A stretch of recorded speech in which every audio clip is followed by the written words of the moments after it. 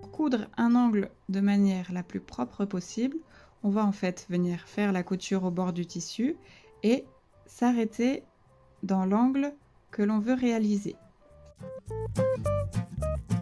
Lorsque l'on est proche de l'angle que l'on veut réaliser, on va pouvoir manipuler le volant de notre machine à coudre à la main pour pouvoir aller tranquillement placer l'aiguille dans le tissu et relever le pied de biche, ce qui va nous permettre de faire pivoter le tissu tout en ayant l'aiguille qui est vraiment maintenue plantée dans le tissu. Et on va pouvoir reposer le pied de biche pour pouvoir réaliser notre angle. Et donc avec cette façon de faire, on voit bien que les points sont vraiment tous dans la même direction et ils s'arrêtent d'un coup pour faire un angle qui est très net. Donc là il s'agit d'un angle droit, mais ça fonctionnerait exactement de la même manière pour n'importe quel autre angle.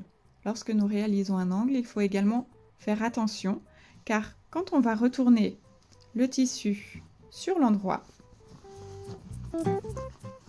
on va avoir une marge de couture qui est très importante au niveau de l'angle et on va avoir du mal à faire ressortir l'angle de manière bien propre. D'ailleurs là, je n'y arrive pas.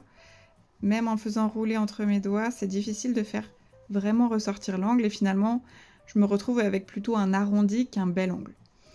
Et en plus, en touchant, je vois bien que ici, c'est beaucoup plus épais et bon, c'est pas très net. Alors, ce qu'il est conseillé de faire dans ces cas-là, c'est sur l'envers, quand on vient de coudre notre angle, on va venir dégarnir l'angle. C'est-à-dire que on va venir prendre des ciseaux pour venir enlever une partie de la marge de couture. Alors, comme à chaque fois qu'on vient couper dans la marge de couture, il faut faire attention évidemment de ne pas couper la couture, sinon on va avoir un trou.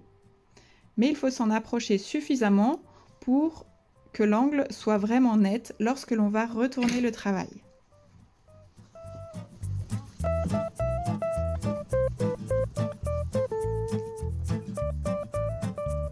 Et donc cette fois-ci, je peux beaucoup plus facilement faire ressortir l'angle et il va être beaucoup plus net.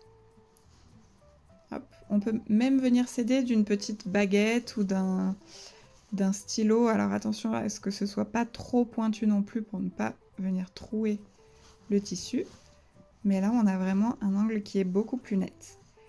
Et pour finir, on va mettre un coup de fer à repasser pour former vraiment quelque chose le plus plat possible et le plus net possible.